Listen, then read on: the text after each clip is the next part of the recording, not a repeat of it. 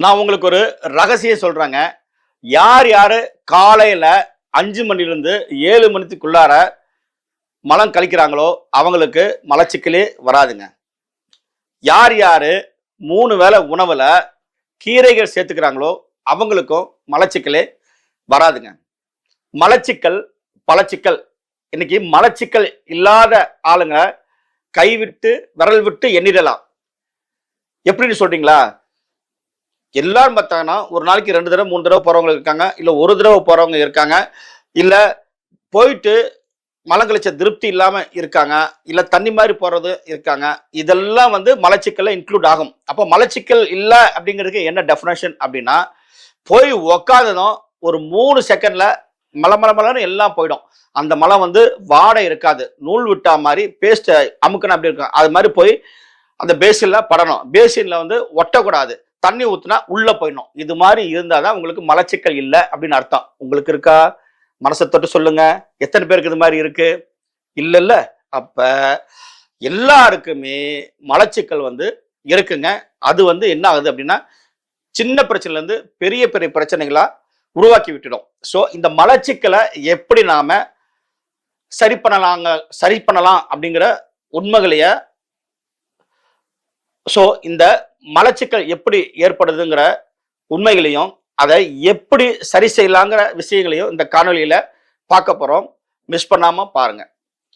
Mister ladies channel நேயர்களுக்கு வணக்கம். நான் உங்கள் அன்பு சகோதரன் கார்த்திகேயன், லக்ஷ்மி ஹெல்த் கேர் சென்டர்ல இருந்து பேசுறேங்க. இப்ப இந்த டைஜஷன் எப்படி நடக்குது அப்படின்னு சிம்பிளா நம்ம புரிஞ்சுக்கிட்டோம்னா அடுத்த மலச்சிக்கலை பத்தி நாம தெரிஞ்சுக்கலாம். நாம சாப்பிடுற உணவு என்ன ஆகுதுன்னா, உதட மூடி வாயில நல்லா மென்னு பற்களால் மென்னு சாப்பிடணும். சாப்பிடும்போது உள்ள இரைப்பையில போய் அங்க ஒரு 2 மணி நேரம் தங்கி அது அப்படியே பல்பா மாறிடும். பல்ப்புனா கூழ் மாதிரி, ஓகேங்களா? அந்த கூழ் என்ன ஆகும் அப்படின்னா, இரைப்பையை விட்டு இறங்கி சிறுகுடல் இருக்கும். சிறுகுடல் வழியா அப்படியே டிராவல் பண்ணும். டிராவல் பண்ணும்போது சிறுகுடல்ல தந்துதிகள் கேப்லரிஸ் அப்படின்னு சொல்லுவாங்க. அது என்ன பண்ணும் அப்படின்னா, அந்த பல்ப்புல கூழ்ல இருக்கக்கூடிய ஊட்டச்சத்துக்கள் எல்லாம் இழுத்து ரத்தத்துல சேர்த்து விட்டணும். அது இழுக்க இழுக்க என்ன ஆகுது அப்படின்னா, அந்த உணவு வந்து கொஞ்சம் கெட்டியாயிட்டே வரும். கெட்டியாயிட்டே வந்து கடைசியில என்ன ஆகும் அப்படின்னா, கீழே ஆசனவாயோட இணைக்கப்பட்டுக்கூடிய பெருங்குடல்ல வந்து தங்குங்க. பெருங்குடல்ல அப்படி தங்கக்கூடிய மலம் வந்து கொஞ்சம் கொஞ்சமா, ஏன்னா ஒரு 2-3 செகண்ட்ல எல்லாம் இந்த ப்ராசஸ் ஆயிடாது. ஒரு 3 மணி நேரம் 4 மணி நேரம் ஆகும். அப்படியே ஸ்டெப் பை ஸ்டெப்பா டிராவல் ஆகி கொஞ்சம் கொஞ்சமா கலெக்ட் ஆகும். அதனால ஃபுல்லா பெருங்குடல் ஃபுல்லா கலெக்ட் ஆகிற வரைக்கும் மழை வந்து அங்கேயே இருக்கும். அந்த மழை வந்து ஏர்லி மார்னிங் ஆட்டோமேட்டிக்கா வெளியே போயிடும். ஏன் ஏர்லி மார்னிங் சொல்றேன்னா, ஹியூமன் கிளாக் அப்படின்னு ஒரு கடிகாரம் இருக்கு. இது வந்து என்ன பண்ணுன்னா, நம்ம உடல்ல வந்து ஒவ்வொரு உறுப்புகளும் எந்த நேரத்துல உயிர் ஓட்டத்தோட ஃபுல் ஸ்ட்ரிங்கா வேலை செய்யும் அப்படின்னு ஒரு கணக்கு இருக்கு. இப்ப இந்த பெருங்குடல் நேரம் அப்படின்னு எடுத்துட்டோம்னா காலை 5 to 7. இந்த நேரத்துல அதனுடைய வேலை என்ன அப்படின்னா, மலத்தை வெளியே தள்ளுறது. அதனாலதான் நான் முன்னாடியே என்ன சொன்னேன் அப்படின்னா, அந்த 5 to 7க்கு யார் மலம் கழிச்சு பழக்கப்படுத்துறாங்களோ அவங்களுக்கு வந்து ஈஸியா மலம் போயிடுங்க. சரியா? இப்படிதான் மலம் போகுது. இப்ப இந்த பெருங்குடல்ல வரும்போது என்ன ஆகுனா, பெருங்குடல் வந்து அதுல இருக்கிற தண்ணி எல்லாம் உறிஞ்சிட்டு அதை கெட்டியா நமக்கு தள்ளும். சரி, இப்ப இந்த மலச்சிக்கல் எப்படி ஏற்படுதுங்கிற டெக்னிக் வருவோம். ஏதோ ஒரு காரணத்தினால மலை வந்து என்ன ஆகுதுன்னா கொஞ்சம் தங்கிடுதுன்னு வச்சுக்கோங்க பெருங்குடல்ல. அடுத்து அதுல இருக்க தண்ணியை வந்து பெருங்குடல் உறைஞ்சிடுன்னு சொன்னேன். உரியறால கட்டியாகி திருப்பி அடுத்தடுத்து வரக்கூடிய மலங்களையும் அது வந்து பிடிச்சி கட்டியாக்கி மலம் போகும்போது வலியோ வேதனையோ எரிச்சலோ ஏதாவது ஏற்படுத்தலாம். ஒரு அன்பிளசன்ட் என்விரான்மெண்ட்டை ஏற்படுத்தும். அப்ப என்ன பண்ணுவோம் அப்படின்னா, ஒரு சிலர் என்ன பண்ணுவோம், மலம் கழிக்காமலேயே வந்து அடக்க ஆரம்பிப்பாங்க. இது மாதிரி 2 நாள் 3 நாள் அடக்கும் போது பிரச்சனை வந்து ரொம்ப பெருசாயிடுது. இதை வந்து பழக்க வழக்கத்தால ஏற்படக்கூடிய மலச்சிக்கல்ல ஒண்ணு அப்படின்னு வச்சுக்கலாம். மலச்சிக்கல் 2 வகையா பிரிச்சுக்கலாம். ஒண்ணு பழக்க வழக்கம், இன்னொன்னு வந்து நோய்களால ஏற்படுறது. இது வந்து பழக்க வழக்கம். ஏதோ ஒரு நேரத்துல பிடிச்சது, அதுக்காக வந்து நாம அதை சரி பண்றதை விட்டுட்டு மலத்தை அடக்குறது வந்து என்னது, நம்மளுடைய ஒரு கேரக்டர் தானே. அதனால மலம் வந்து அதை தங்கி வந்து உங்களுக்கு பிரச்சனை பண்ணுது. இப்படி மலம் தங்க என்ன ஆகும் அப்படின்னா, அது பைல்ஸ் பிரச்சனை கொண்டு போய் விடும். பைல்ஸ் பிரச்சனை வந்து அதை சரி பண்ணாம விட்டோம்னா ஆனல் கேன்சர் வரைக்கும் கொண்டு போய் விட்டுடுங்க. 2வது, மலம் உள்ள தங்கும் போது என்ன ஆகுது அப்படின்னா, ரத்தம் கெட்டு ஸ்கின் ப்ராப்ளம் வரும். இன்னும் ஏகப்பட்ட பிரச்சனைகள் வந்துகிட்டே இருக்கலாம். சரி, அப்ப இந்த மலச்சிக்கலை எப்படி சரி பண்ணலாம்? மலம் வந்து எப்பயுமே ஒரு பர்டிகுலர் டயத்துக்கு போற மாதிரி நம்ம ப்ரோக்ராம் செட் பண்ணி வச்சுக்கணும். முடிஞ்சா காலை 5 to 7, இல்லைன்னா ஒரு 9 மணிக்கு போறீங்களா, 8 மணிக்கு போறீங்களா, அடுத்த நாள் காலையில அதே நேரத்துல போய் உக்காந்துருங்க. மழை வந்தாலும் சரி, வரலனாலும் சரி. ஒரு 10 நாள் உக்காந்தீங்கன்னா 11வது நாள் அந்த நேரத்துல உங்களுக்கு வர ஆரம்பிச்சிடும். சரி, இப்ப அந்த நீங்க 8 மணிக்கு நீங்க பழக்கப்படுத்துறீங்கன்னு வச்சுக்கோங்க. ஃபர்ஸ்ட் பிகினிங் ஸ்டேஜ்ல வந்து 8 மணிக்கு போய் உட்காரும்போது வரல. பிறகு 9 மணிக்கு வந்ததுன்னா நீங்க தயவு செஞ்சு அடைக்கிற வேண்டாம். நம்ம 8 மணிக்கு தான் திருப்பி இருக்கணும், அடுத்த நாள் காலையில தான் இருக்கணும்னு சொல்லிட்டு அடைக்க வேணாம். அப்ப கழிச்சிடுங்க. திருப்பி அடுத்த நாள் அதே 8 மணிக்கு போங்க. ஒரு நாள் 8 மணி, ஒரு நாள் 9 மணி, ஒரு நாள் 6 மணின்னு மாத்தி மாத்தி நீங்க டைம் ஷெட்யூல் போடாதீங்க. அது வந்து உங்களுக்கு மலச்சிக்கலை தீர்க்காது. ரெண்டாவது வந்து தண்ணி குடிச்சா மழை நல்லா கலையும் அப்படிம்பாங்க. அப்படின்லாம் ஒன்றும் கிடையாதுங்க. ஏன்னா நீங்க எவ்வளவு தண்ணி குடிச்சாலும் அதை வந்து பெருங்குடல் வந்து இழுத்துரும். தண்ணி கட்டாயம் வேணும். எதுக்குன்னா அதை வந்து மலத்தை வந்து கெட்டியாகாம இலகுவா வச்சுக்க. ஆனா அந்த தண்ணி மட்டுமே உங்களை மலச்சிக்கலை தீர்க்குன்னு சொல்ல முடியாது இல்லையா, பெருங்குடல் ஒழிஞ்சிடறனால. அப்ப என்ன பண்ணலாம்?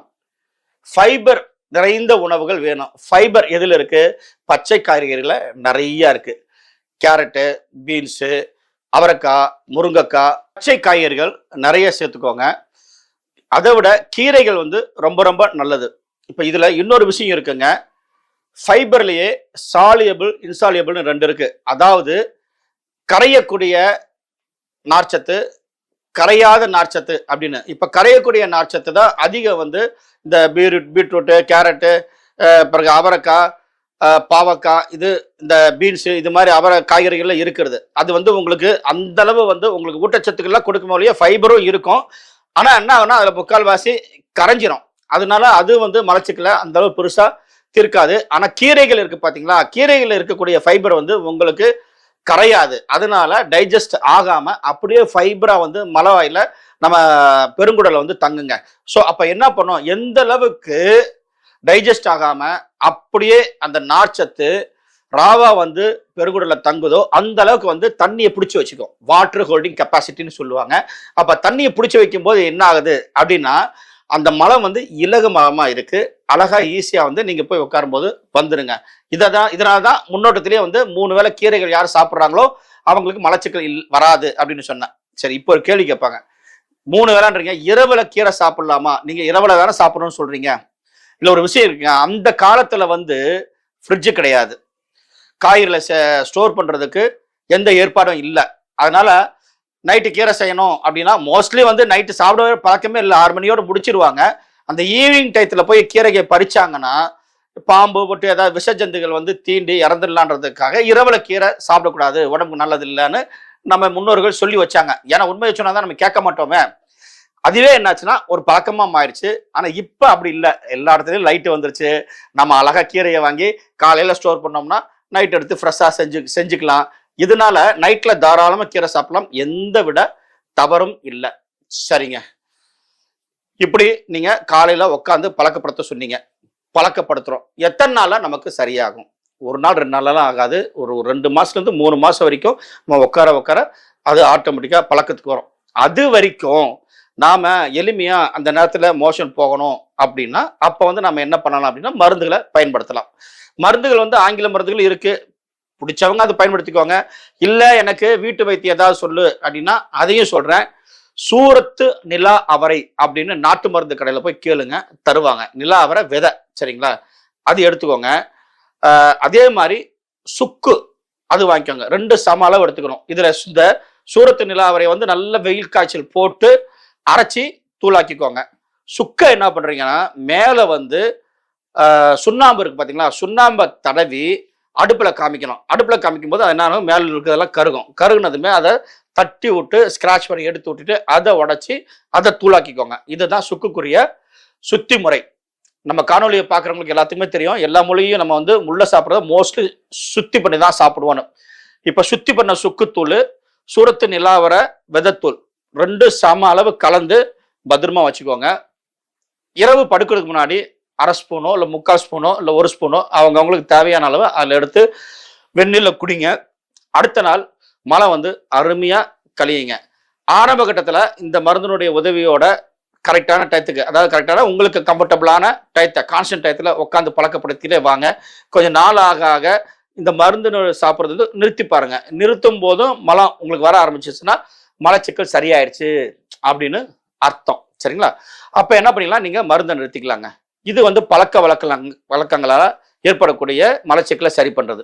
நோய்களாலையும் ஏற்படும் அப்படின்னு சொன்னேன் இல்லைங்களா? ஹைப்போதைராய்டிசம், இன்னும் ஒரு சில மருந்துகளாலையும் மலச்சிக்கல் ஏற்படும். அப்ப நாம இதை எப்படி சரி பண்றது?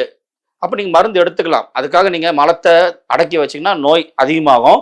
அந்த நோய் தீர்ற வரைக்கும் மலச்சிக்கல் மருந்து எடுத்துக்கோங்க. நோய் தீர்ந்ததும் ஆட்டோமேட்டிக்கா சரியாச்சுன்னா ஓகே. இல்லைன்னா திருப்பி கான்ஸ்டன்ட் டயத்துல உட்காந்து மலத்தை இலக்கமாக்குறதுக்குரிய மருந்து சாப்பிட்டு சரியானதும் நீங்க விட்டுடுங்க.